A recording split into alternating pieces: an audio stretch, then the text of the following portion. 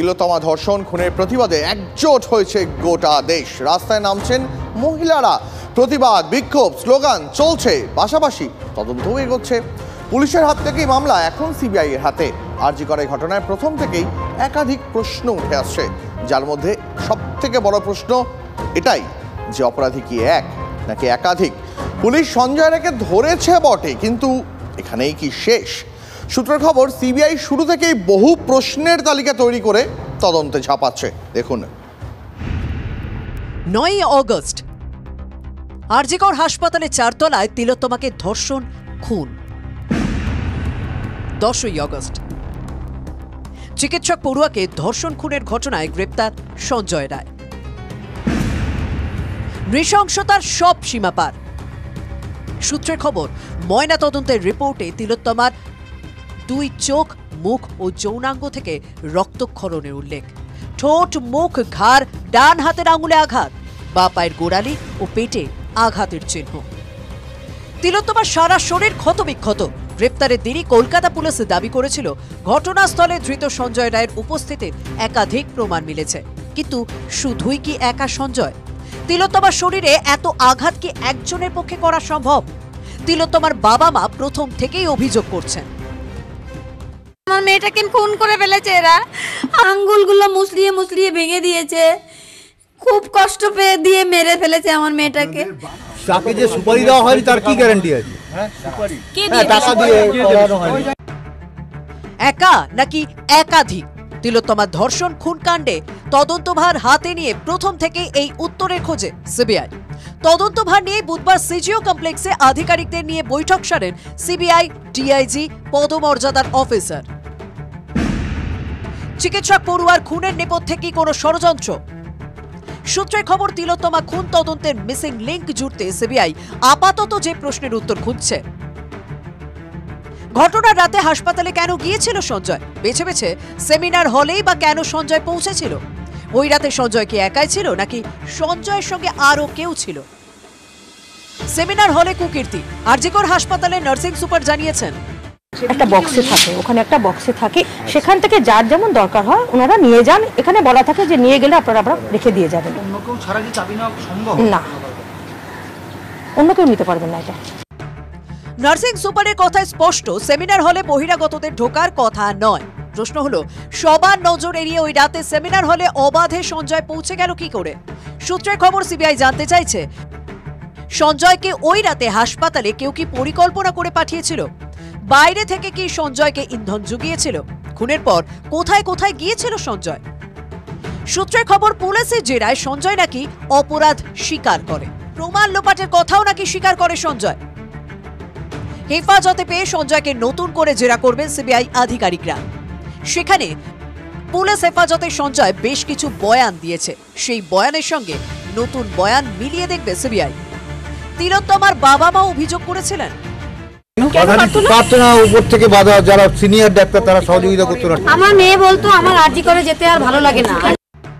কেন হাসপাতালে যেতে অনীহা তৈরি হয়েছিল তিলোত্তমার? তার বিশেষ এক বন্ধুরও দাবি, মাঝে মাঝে শুধু বলতো যে আমার নাইটটা করতে ভালো লাগে না, কেমন অসুবিধা হয় যখন। কেন নাইট ডিউটি করতে চাইতেন না তিলোত্তমা? নাইট ডিউটি করতে গিয়ে কি অসুবিধার মুখে পড়তে হতো তাকে? আগাম কোনো বিপদ কি আজ করেছিলেন তিলোত্তমা? ওই রাতে কর্তব্যরত বাকিরা কেন কিছু টের পেলেন না? এই প্রশ্ন সিবিআইকে ভাবাচ্ছে। সিবিআই জানতে চায়, তিলোত্তমাকে কি টার্গেট করেছিল ধৃত সঞ্জয় রায়? তার উপর নজর রাখতে কি আগেও হাসপাতালে গিয়েছিল সঞ্জয়? গত 1 মাসে সিসি ক্যামেরা ফুটেজ খতিয়ে দেখতে নির্দেশ সিবিআই এর ডিআইজির। তদন্তকারী সিবিআই টিমে এইমসের এক চিকিৎসক রয়েছেন বলে খবর। ময়না তদন্তের রিপোর্ট খতিয়ে দেখবেন তারা।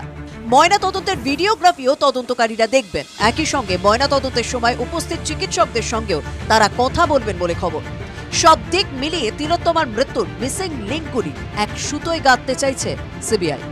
সুপ্রিয় ও সুজয়ের রিপোর্ট, TV9 বাংলা। তিলোত্তমা কাণ্ডে প্রিয়াঙ্কার পর মুখ খুললেন রাহুল গান্ধীও। সোশ্যাল মিডিয়ায় লিখলেন, আরজি করে বিভৎস কাণ্ড ঘটেছে, দোষীদের অভিযোগ। বাংলায় নারী নিরাপত্তা নিয়ে প্রশ্ন মমতারই জোট সঙ্গীর। রাহুল গান্ধীর বাবা রাজীব গান্ধী যখন প্রধানমন্ত্রী ছিলেন তখন রাজস্থানে সতীকাণ্ড ঘটেছিল, ওর বাবা ইস্তফা দিয়েছিলেন। আগে ওনাদের জমানা সম্পর্কে ইতিহাস নিন। এটা উন্নাও হাতরাসে যোগী সরকার কোনো ব্যবস্থা নেয়নি, উল্টে নির্যাতিতা আত্মীয়দের খুন করছিল। এখানে মুখ্যমন্ত্রী ব্যবস্থা নিয়েছেন। ওনার একটা সুবিধা হচ্ছে পশ্চিমবঙ্গ নিয়ে বলার, ৭৭ সালে ওনার দল ক্ষমতা থেকে গেছে, ৭৭-এর পর আজকে ২০২৪, এখনও অবধি তো সরকার সামলাতে হয়নি। ফলে বিচ্ছিন্ন ঘটনা হলে কিভাবে সরকার সামলাতে হয় সেটাও কেন্দ্রে সরকারে নেই, অনেক দিন হয়ে গেছে। ফলে দায়িত্বজ্ঞানহীন মন্তব্যগুলো করাটা অনেক সহজ হয়ে যাচ্ছে ওনার কাছে। স্বাধীনতা সে তো আমার আপনার প্রিয় মানুষের রক্তে কেনা এক অমূল্য ফসল। তিলোত্তমার রক্তাক্ত অ্যাপ্রাণী যেন আজ মধ্যরাতের প্রতিবাদের পতাকা। কেউ বলছেন আমার ঘরেও মা বোনেরা আছেন, আমার ঘরেও তিলোত্তমা আছে। আরজি করের মহিলা চিকিৎসকের ধর্ষণ হত্যার বিচার চাই। বাংলার কোনায় কোনায় উঠছে এই স্লোগান। স্বাধীনতা দিবসের মধ্যরাতে নারী স্বাধীনতার ডাক। নারী নিরাপত্তার দাবিতে আজ রাত দখল মহিলাদের। আন্দোলনের ইতিহাসে এক নতুন পথ দেখাতে পথে মহিলারা। কিন্তু সেই আন্দোলন নিয়েও যথারীতি রাজনৈতিক আকচাকচি শুরু হয়ে গেছে।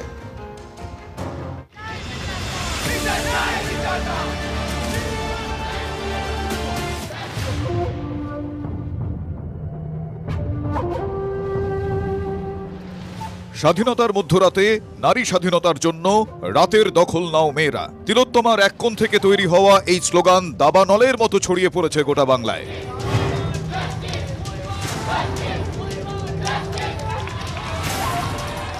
আরজি কর কাণ্ডের প্রতিবাদে তিলোত্তমার বিচার চেয়ে গভীর রাতে রাজ্য জুড়ে পথে মহিলারা। বাংলা তথা দেশের ইতিহাসে এমন প্রতিবাদ আগে দেখা যায়নি।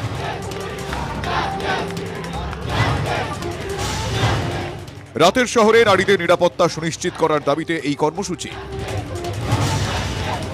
প্রথমে ঠিক হয়েছিল কলকাতার ৩ জায়গায় হবে প্রতীকী আন্দোলন, college street, academy of fine arts, Jadavpur 8B। কিন্তু সোশ্যাল মিডিয়ার দৌলতে তা দ্রুত ছড়িয়ে পড়ে গোটা বাংলায়। দলহীন এবং পতাকাহীন এই আন্দোলনের আহ্বানে সাড়া দিচ্ছেন বহু মানুষ। শুধু কলকাতায় নয়, জেলায় জেলায়, মালদার ইংরেজবাজার থেকে হাওড়ার মন্দিরতলা, পথে প্রতিবাদে বাংলার মা বোনেরা। তাদের কণ্ঠে প্রতিবাদের স্বর, তাদের কথায় প্রতিবাদের ভাষা। রাত জাগো এই প্রতিবাদে সামিল সাধারণ মানুষও। আমি তো আছি, রাত্রিবেলা থাকবো। মহিলা বলে শুধু কথা নয়, বাড়ির পুরুষরাও আসতে পারেন, কারণ তাদেরও ঘরের মেয়ে, কারুর তাদেরও ঘরের স্ত্রী বলুন, বোন বলুন, তারা আছে। সবার মানুষের জন্য, মানুষের পাশে। যদিও এই আন্দোলনেও লেগেছে রাজনীতির রং। সিপিএম, কংগ্রেস, বিজেপি সব দলের মহিলা নেতা কর্মী সমর্থকেরা পতাকা ছাড়া রাস্তায়। তৃণমূলের একাংশ এই আন্দোলনের সমর্থনে সুর তুলেছেন। তবে যার সোশ্যাল মিডিয়া পোস্ট থেকে এই কর্মসূচির সূত্রপাত, তিনি আবেদন করেছেন সবাই দলমত নির্বিশেষে দলীয় পতাকা ছাড়া পথে নামুন। আমি সিপিএম, তৃণমূল, বিজেপি কাউকে কোথাও ইনভাইট করিনি আসার জন্য। তাদের পতাকা নিয়ে তারা আসতে পারবেন না। আরও বলছি যে যারা এটা ক্লেম করছেন যে আমি বিজেপিকে এখানে ইনভাইট করেছি, সেটা অ্যাবসলিউটলি ফেক নিউজ। মঙ্গলবার থেকে তৃণমূল নেতা কুণাল ঘোষের একটি পোস্ট ঘিরে বিস্তর জলঘোলা। রাতের জমায়েতকে নাটক বলায় সরব বিরোধীরা। সিপিএম, বিজেপি, বামরামের চক্রান্ত আমরা কড়াভাবে নিন্দা করছি। কলকাতার মতো জায়গায় যদি রাজ্যের একটি মেডিকেল কলেজে যদি আমরা একজন মহিলাকে রাত্রিবেলা বেরোতে দেওয়ার মতো সুরক্ষা যদি আমরা দিতে না পারি, তাহলে মানুষ স্বাধীনতার উপর প্রশ্ন করবে। এটা মা বোন দিদিরাই করবেন। ফটো তোলার জন্য আমরা যারা চিহ্নিত রাজনৈতিক ব্যক্তিত্ব, ফটোর সামনে না থেকে কোথাও আড়ালে থেকে জেগে থাকতে হবে, যাতে কোথাও তৃণমূলের গুন্ডা বাহিনী হামলা করতে না পারে। তৃণমূলের নেতারা এতটা নৃশংস হবেন না। আমাদের ঘরের মা বোনেরা প্রতিবাদ করতে চাইছে। আপনার বাড়ির লোককে জিজ্ঞেস করে দেখুন, আপনারও মেয়ে আছে, বউ আছে, তাদেরকে জিজ্ঞেস করে দেখুন, তারা হয়তো সেই মিছিলে অংশগ্রহণ করতে চাইছে মনে মনে।